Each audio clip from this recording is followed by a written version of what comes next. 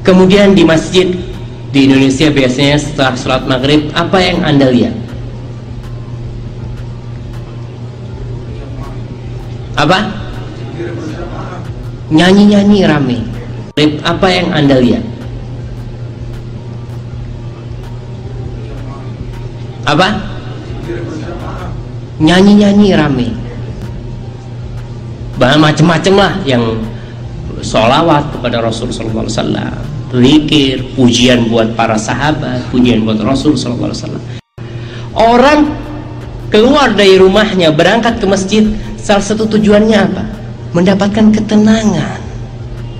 Tapi sampai masjid mau berdoa ini rame sendiri, sallallahu ala Muhammad.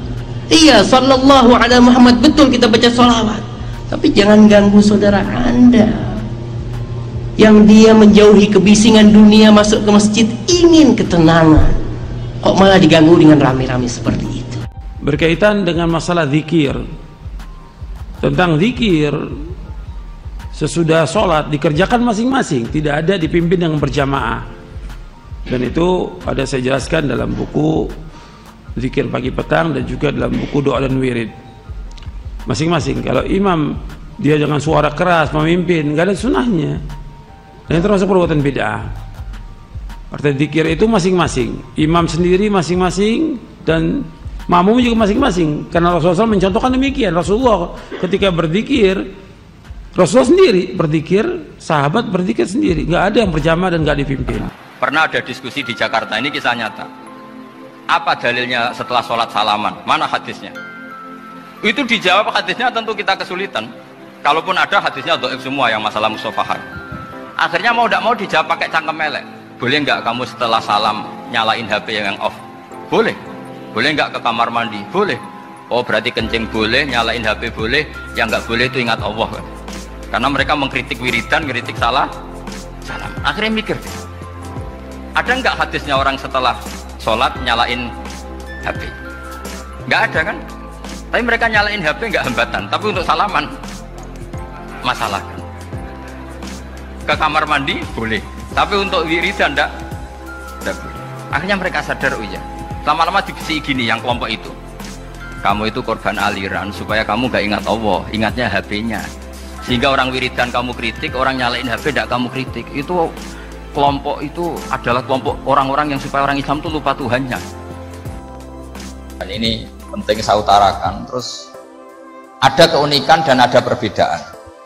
Kalau sampean sholat, imamnya itu biasanya habis sholat madhep mana? Umumnya kiai ini sampean tetap madhep kiblat apa madhep ngalor? Toro Indonesia.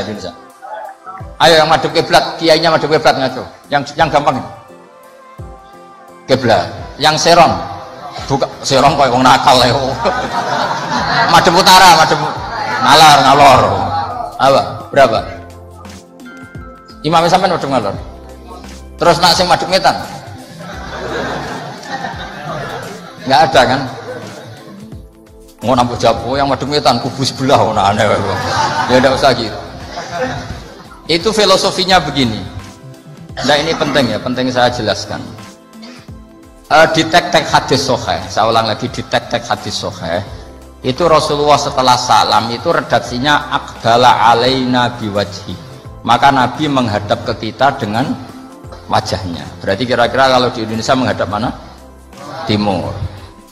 Tapi itu tidak konsisten. Konsisten itu ahyanan, tidak konsisten itu ahyanan.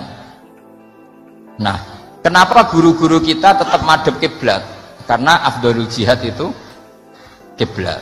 Kadang guru kita kadang menghadap apa? Utara. Tapi sebagian guru kita juga kadang menghadap ke timur, misalnya langsung ngaji. Itu filosofinya gini di beberapa syarah di Fathul Bari itu. Nabi itu kan sholat, dengerin ya, Nabi itu sholat. Makmumnya itu rata-rata itu kadang 7 kilo dari dalamnya Nabi. Dengerin ya, berapa? 7 kilo, tidak pakai motor ninja enggak, 7 kilo pakai onta. Kalau sampean bilang 7 kilo pakai motor kan cepet. Resikonya apa? Ini dengerin, awas kalau salah. Berarti kalau salah, salah sanad. Maksudnya sampean yang salah, bukan saya. Artinya andekan, tak ulang lagi, andekan Nabi tetap berposisi menghadap kiblat, maka makmum yang baru datang tuh ngira Nabi masih sholat. Sehingga harus kadung Allahu Akbar langsung duduk karena ngiranya Nabi masih, padahal Nabi sudah tidak salah. Maka untuk mengantisipasi itu Nabi memaklumatkan diri dengan akhwalnya, perilakunya, beliau menghadap makmum supaya ada kepastian kalau beliau sudah selesai sholat. Sehingga karena illatul hukmi seperti ini, kita fleksibel, kadang madhab kiblat, kadang madhab ngalor, kadang madhab ngetan. Itu ada filosofinya, orang gagah-gagahan. Ada yang madhab ngetan terus, pokoknya Nabi seperti ini, tidak seperti itu. Semua perilaku Nabi yang tidak wajib itu disara-sara disebut ahyanan, sesekali tempo.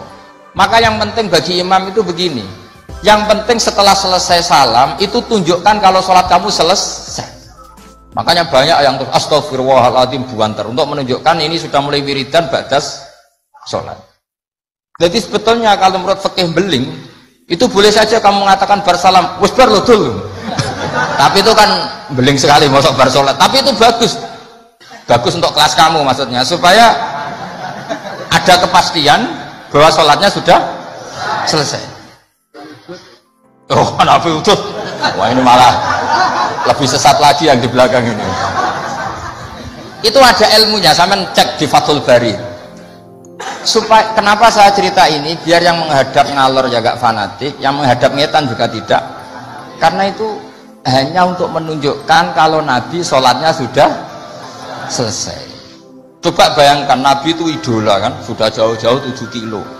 Ke situ naik unta atau naik kuda, terus ngerti Nabi masuk madhep kiblat, mesti cara sampean alhamdulillah Nabi urung salam kan gitu. Barang wis melok lungguh jebule Nabi subhanallah alhamdulillah. Lah ya terus makmume beling, wah rugi aku. Repot, mosok makmum Nabi kok muni rugi. Mari Nabi ra kondo nak wis bar. Perkara ndak kira-kira seperti itu. Nah, daripada perkara Nabi secara akhwal menunjukkan kalau sholatnya selesai, Nabi menghadap makmum sebagai maklumat kalau sholatnya sudah selesai. Clear ya? Sehingga kamu tidak perlu berdebat sunat mana Gus, madhep ngalor sama madhep ngetan. Kok malah takok sunat? Ngaji sik lagi takok. Senengannya bugat. Ya ngaji sik, alim sik lagi takok. Lah nek salim rasa takok ya alhamdulillah. Tapi ini tidak usah alim takok gugat. Mana sunahnya kalau Nabi madhep ngalor? Saya tak takok no. Mana sunahnya cangkem elek? Kan ora ono. Angger wong kok mbok lama-lama. Mana sunahnya kalau Nabi pernah di Indonesia? Malah panjang kan apa?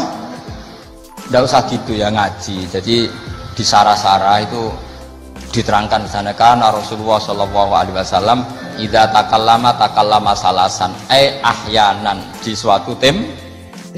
Begitu juga Nabi kadang sholat itu hanya astagfirullah salasan suman sorofa. Beberapa kali Nabi sholat itu hanya baca istighfar 3 kali suman sorofa, ya sudah segitu aja. Ada yang Allahumma inni ala zikrika wa syukrika wa husni ibadati. Ada riwayat yang sabbahawa salasan wa salasin wa hamadawa salasan wa salasin wa kabbarawa salasan. Terus kiai-kiai khusyuk, semua yang ahyanan ini dikombinasikan jadi satu. Jadi kita yang ahlul ilmi ini eskal, wong Nabi itu paketnya satu-satu, tapi oleh kiai khusyuk itu semuanya dirangkum jadi paket lengkap. Ini ya ada, tasbihnya ya ada, doanya ya. Maka makmum-makmum yang kesibukan ini bingung, ini gimana ini kok paket lengkap, kan lama akhirnya. Lewong sholat yang rukun saja lama nggak boleh, apalagi wiridan. Maksudnya bukan terus nggak boleh ya, enggak, maksudnya yuk mikir makmum. Makanya diantara ciri khas Indonesia itu walinya sebagian diyakini dari Samarkand, dari Tashkent, Uzbek, sebagian tentu. Itu saya ketika mondok di Mbah Mun, itu Mbah Mun yang mimpin sholat, itu kalau wiridan ya separuh sudah bubar. Saya pernah di Lirboyo melihat ya separuh sudah bubar. Ternyata yang kelakuan kayak gitu ada di Uzbek, meskipun imamnya mursyid separuh bubar. Itu tradisi yang bagus, itu harus ditiru. Artinya harus ditiru gini, untuk menjaga konstitusi wong nunggu guru ono separuh, untuk menjaga konstitusi kalau nggak wajib ada yang bubar. Kalau semuanya nunggu berarti ini mewajibkan sesuatu yang tidak Wajib itu bahaya kalau dalam konstitusi ilmu. Sayyid Abdullah bin Husain bin Thohir yang ngarang Sulam Taufik itu diantara masalah besar dalam ilmu apa? Ijabu malam yajib, mewajibkan sesuatu yang tidak wajib. Sehingga para ulama itu yang ikuti Sulam Taufik yang dikarang Sayyid Abdullah bin Husain bin Thohir, benar ya? Abdullah bin Husain bin Thohir. Itu kalau muridnya wiridan terus dia mau, cung ora wajib kok wiridan terus, kok dikira wajib. Tapi nak tahu ora tau wiridan ya dia sunat ora tau mbok lakoni gitu. Nah itu akhirnya di Indonesia itu bagus, pondok-pondok besar di Indonesia kalau kiainya, padahal yang imami kiainya, apalagi ketua keamanan malah ditinggal. Oh penggane nangkep wong kan gitu. Saya dulu pernah sholat, Mbah Mun gak ngimami, yang imami ketua keamanan itu belum takbir separuh sudah bubar. Karena kecewa kan kita ingin makmum Mbah Mun, ngapain ini yang maju? Wah repot.